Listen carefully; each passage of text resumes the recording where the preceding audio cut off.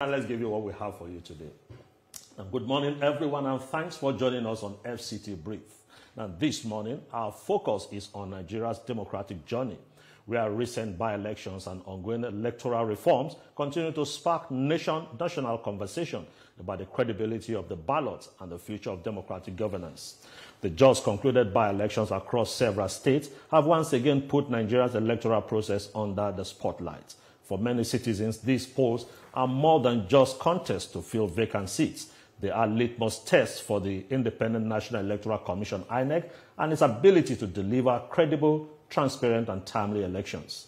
Observers note progress in areas such as the adoption of technology-driven processes, including the Bimodal Voter Accreditation System, BVAS, and the electronic transmission of results. These innovations, according to INEC, are designed to reduce electoral malpractice and restore public confidence. But yet, challenges remain. Reports of logistical delays, voter apathy, and allegations of irregularities continue to raise questions about how far reforms have truly gone in strengthening democracy. Civil society groups are calling for deeper reforms, from stricter penalties for electoral offenders to improved civic education that encourages greater voter participation. As Nigeria prepares for future elections, the by-elections serve as both a mirror and a warning. The progress made is undeniable, but so too are the gaps that must be closed if electoral reforms are to truly safeguard democracy. Achike Chude is with us in the studio, and he is a public affairs analyst and an election observer, and he joins us live now. Also joining us via Zoom is Cynthia Mbamalu. She is the director of programs Yaga Africa, and she's also joining us live. Thank you so much for joining us. Well, I'll begin with you, Cynthia. In every election, or after every election, winners celebrate and the losers also complain. But for observer groups like yours, which is Yaga Africa, would you say we are making progress in terms of our electoral reforms? Are they effective right now? I think first, good morning. But I think I would say that we are where we are not meeting the expectations, and that is a difference, because when you have an expectation and the expectation is not met, and then it creates a lot of dissatisfaction or disappointment, and that is the challenge, because there's a lot of expectations from Nigerians that electoral reforms should produce or yield or result in better elections that guarantees confidence in the process. And what do Nigerians anticipate as better elections, or expect to be better elections? Is that the process is transparent, that there is compliance to the legal framework for election, that is the Electoral Act, the INEC gathered on elections, and that there's equal and fair competition for contending parties, and for every voter who turns out to vote, that each voter has an equal opportunity to cast their vote, and that their vote actually is counted. And so these are the expectations, minus the desire for a peaceful process. Because I always say, now we just say elections were relatively peaceful, but expectedly, elections ought to be peaceful. So that's something to celebrate. The elections are relatively peaceful is something that should be a normality. So that should be a norm. And so for a lot of us that engage the process, I think where the worries come from is the fact that we invest a lot to advance or promote electoral reforms. However, when these reforms are achieved, the outcome or how it impacts on the process, it's not does not get to the expectations that we have. Fine, we've had some progress from where we're coming from. I'm not saying that it's all bad. I'm just saying that there's a lot of expectations, because we can no longer make excuses for mediocrity in our process. And what are those simple things that we're expecting to observe and see in the process? I mean, if you look at the turnout, you can see that beyond just citizens losing interest, is a bigger question around people not thinking the process would produce their outcome, so they don't even believe they need to vote. Some people will tell you that elections, they only know who the winners would be, so why should I go out and vote? So it only tells that there's already a bigger question around trust. And so for me, the simple things that needs to be achieved or addressed in every election is that, one, there is compliance and uniformity in the application of the rules of the game. That includes the Electoral Act, the INEC guideline on elections, meaning that what happens in region or zone A should happen in zone B or polling unit B. That way, people understand that there is clarity. But if I give a simple example with just the result collation process, I was on the election on that Saturday night, the elections night, and even Sunday, just going on the INEX result viewing portal, you will see the disparity in the level of upload of results on the portal. And the guideline provides that should be part of our process post the review to the Electoral Act of 2022.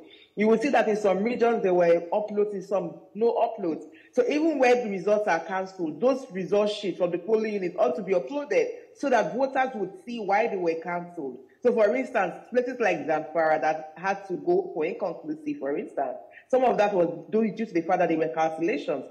You ought to see those things because those are the evidence, those are the guides to tell you that, okay, this is why this election, this was the outcome here, or this is why this did not go this way. So I'm just giving a simple example on the level of adherence to the rules around that. Then things like logistics, things like ensuring that every polling unit is served at the right time and served sufficiently is still something we're dealing with. Let's not even talk about how our political class have looked for ways to undermine the process because we still saw votes buying, we still saw attempts to disrupt the process by cutting away with elections, materials, these things are things that we shouldn't be seeing now. Exactly, well said, but we'll come back to that. That'll be right after this short break. We'll still continue this conversation. Don't go anywhere, there's more. Stay with us.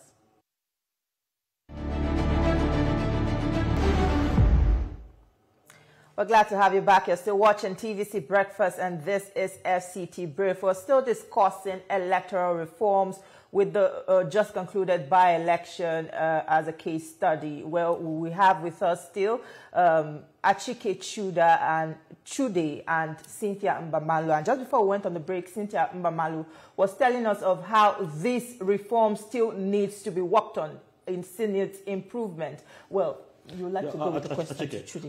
From the feedback you got from the field, the by-election just concluded, one thing is common. People were talking about low voter turnout. Now that's impact on credibility of the process. And it's also part of the responsibility of INEC and the responsibility of the various political parties. Would you say that voter education is being handled seriously? And how do we deal with the issue of apathy of voters? I think voter education has been relatively fairly well handled, and I will tell you why. Don't forget that we're making this statement or this discussion on the backdrop of the 2023 general elections. And that was the period where voter consciousness or awareness had gotten to the peak. Let's not forget what we are seeing on the streets all over the country. Lots of Nigerians trooping out to register for the election, especially the young ones, everywhere. Some were also, arrange their private, if you want to attract the younger generation of people, you look for ways, you devise means to get them interested in the process. And so in some of these areas, like I remember the Tafawa Balewa Square in Lagos, they had this big party kind of atmosphere, carnival. And there they were doing registration. A lot of young people were coming out to register. It was like that over the country. Why did they get to that level? Because somehow we in the civil society, the media also played a role. We're able to convince the people that the process is changing and that the process is getting better. So that drove a lot of people. And then we now came up with the magic word. BVAS is the game changer. So a lot of people imbibed it, a lot of people believed in it. If in spite of the previous periods of disillusionment, the 2003 general elections and all that, we saw that witnessed a low point in the electoral process and all that. But eventually, we were able to, and then we began to see the governments beginning to, look a bit positively at elections in the country. Yaradua came out, he made that famous statement that the election that brought him to power was flawed. But regardless of that, this is what they are going to do, is set up the WISE Commission. They made recommendations. Some of these recommendations were taken. Some of them were not taken, obviously. And then we now had situations where you had an opposition party, for instance, at the center, that also allowed victories for the opposition, that did not go to, so you now, and it's at that moment that you hear statements like, under Jonathan, the opposition party was able to win. But my worry is that despite the huge voter turnout, there's a huge disparity between voting, actual voting, and the number. No. We are getting there. These are some of the whether technicalities or whatever. But essentially, what I'm trying to say is that, we got to the peak of public expectation and belief that things were beginning to change after the Achike election. Is it the Osun State election, the Anambra election, and all of that? That gave us a lot of hope, and people now trooped out in that process, and then somehow they were dampened. So I've always maintained, even before this election, that the Nigerian people do not have anything to prove. INEC has everything to prove, because Nigerians have done their bit, and they are looking at INEC and they are saying, no, this is not what we bargained for.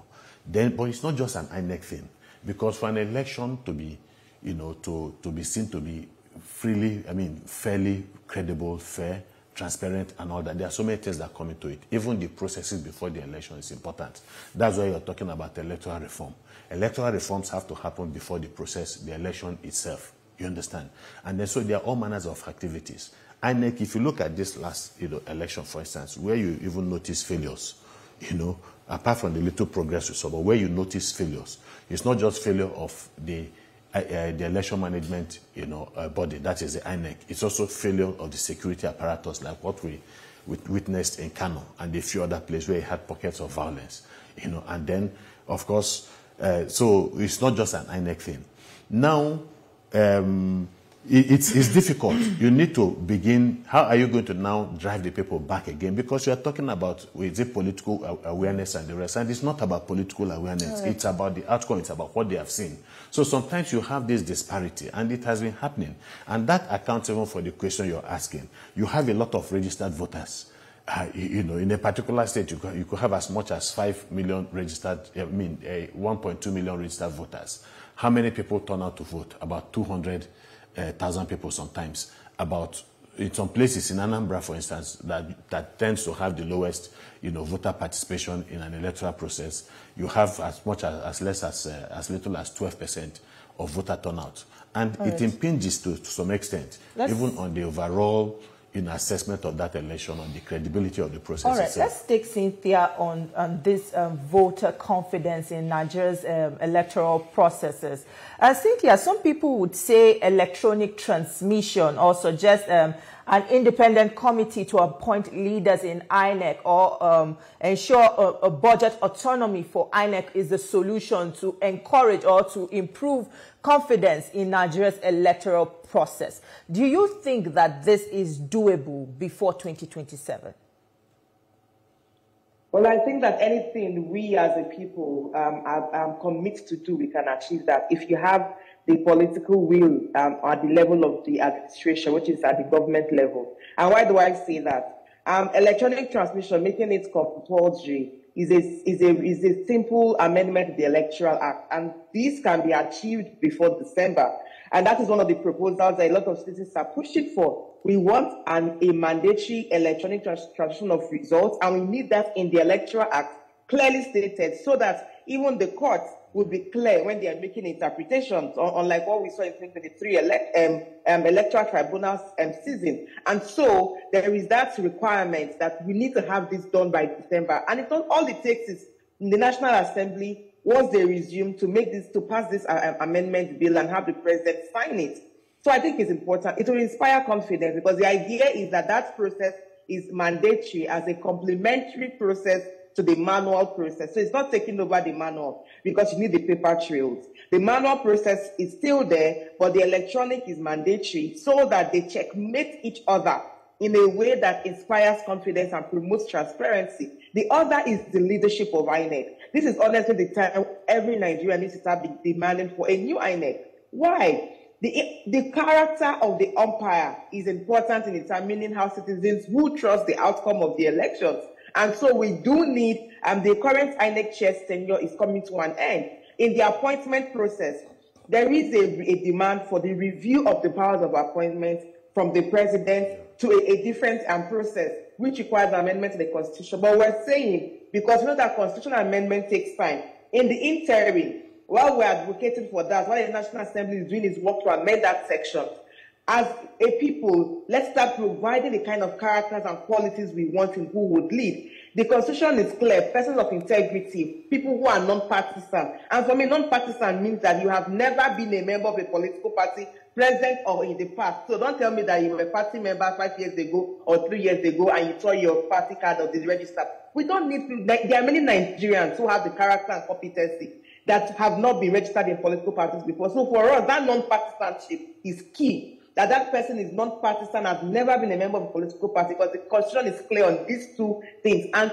unquestionable character, unquestionable integrity. Then people with the requisite competencies. So we need people that have an experience in elections or related field, because issues around logistics and managing the elections has to deal with capacity. If at the top there is lack of capacity, it affects how you manage those at the other lines of administration in the Electoral Commission. And so we do believe that for this appointment, this is key. We need an appointment process that is open, that citizens, that once names are nominated, there's an open process for citizens to make petitions, to make proposals, or to even give their comments on the names that have been sent to the National Assembly. And that the screening process is open, that there is participation of citizens, and that there is a clear criteria on what is used to screen, not just the one they come and tell people to take a bow and they are immediately confirmed. So I think in the interim, that is something that we're pushing for, that a new INEC is possible if these are things that are used in the decisions relating to the appointment. And then you talked about how this would inspire confidence. Why? There is no confidence. You know, when Achike was talking, Oh, okay. What's seem to having a challenge there. Now, I quickly want to come to you with this other one. How well is the civil society working with the National Assembly? It is their duty, responsibility to amend all these ones. We're lobbying them enough, or we're putting pressure on them enough to see that they do what the people want, not what they really want to do at the end of the day. No, that's the truth. But I must say, I must speak on behalf of the civil society when it comes to things like this. I mean, the kind of pressure they've been mounting on the members of National Assembly, they've been doing that. They've been organizing all manners of workshops consistently, talking about the virtues, the importance, of the National Assembly to do its work and to do it properly. So they have done that consistently, and of course there's still more to do. But my worry really, because everybody is talking about, reform. Reform is not it's not the solution, 100%. Reform is key to the solution. But you see, you could have, it's just like, you people are media people. You have the Freedom of Information Act. It's been passed after so many, even though it was watered at a time. But you find out that laws don't read themselves. They don't implement themselves. It needs active participants to be able to bring these laws, whatever the provisions of the laws, to fruition. So if we say, well, we have the best laws, we have the best constitution in this country, and we do not enforce these laws, then it's dead. It's as simple as just a piece of things written on a paper.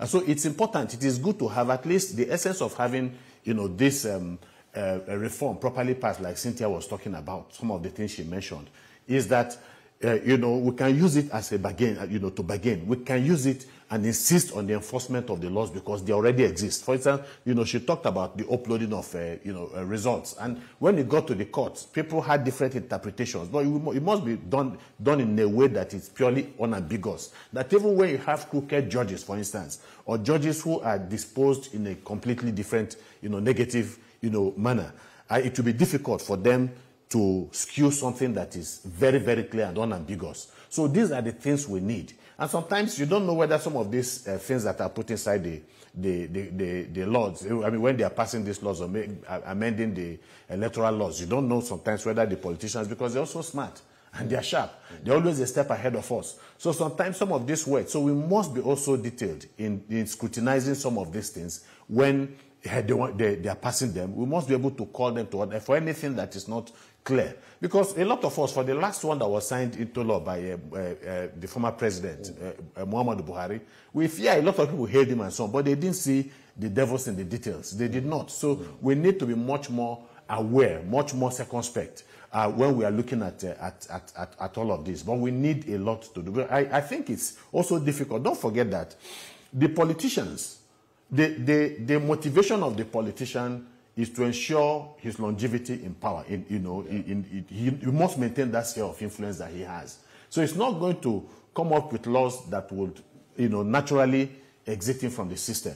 So within, these laws that they are trying to make, they must look for a way, they must look for loopholes to exploit so that they can continue, I won't say perpetuity, but so they are not going to legislate themselves out of existence. It is for us to continue to put pressure on them until it gets to a point where they realize that, look, there's no way out. We just have to get it right. We just have to do the right thing. They must also realize, that connection between what they do and the outcome to the rest of the country. And so they must be imbued with a greater sense of patriotism and wisdom to try to do what is right. Let's quickly move on to Cynthia. Cynthia, this is my final question to you, just before we let you go. Mr. Chude spoke about politician interest and how it influences elections. Yeah. And we observed that in the just concluded one, the ruling parties held on to power where they govern, that is using state resources. You think this is sort of a preview of what might happen in 2027? You've just said it. This is telling us, this is giving us a template, telling us, okay, this is what you should expect, which is why we need to build around safeguarding the process, which is why we need to build around making the demands for electoral reform now. Mr. Achike said something that politicians want to stay in office, so they don't have incentive for reform. But it's the people that make demands for reform, because people build systems. And I think for every Nigerian, we have to be smart. Our political class, they are intelligent and they are smart.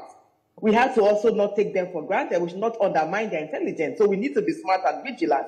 These demands are important. The demand for a new INEC, the demand for electronic transmission to be clearly stated and mandatory in the Electoral Act, and several other reforms that we're pushing for. These things are important, but most importantly is registering. INEC has commenced the CVR, and it's a call to every Gen Z, young people, especially the first-time voters, please register.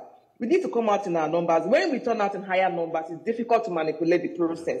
And Nigeria's system can only be built by Nigerians. And I think it's important that this is the beginning moment to start making the demand for the reforms. Hold our politicians accountable. They do not own Nigeria. We all jointly own this country, and we need to take that level of ownership in making these kind of demands that we want ahead of the next general elections. All right, Cynthia Mbamalu, thank you so much for joining us on the program. It's a pleasure speaking with you. Also, Achike, Chude, thank you so much for your contributions on the program this morning. Well, that's why we'll leave the conversation this morning. We hope that you could pick a team of two from it. We'll now hand you over to Lagos, where Ibrahim and the rest of the team are standing by to continue. Thank you very much, Tejesu Adeoye and Shomamo Imodu for that insightful conversation that you had. Nigerians will definitely keep learning and to do what is right when it comes to their voting rights as well.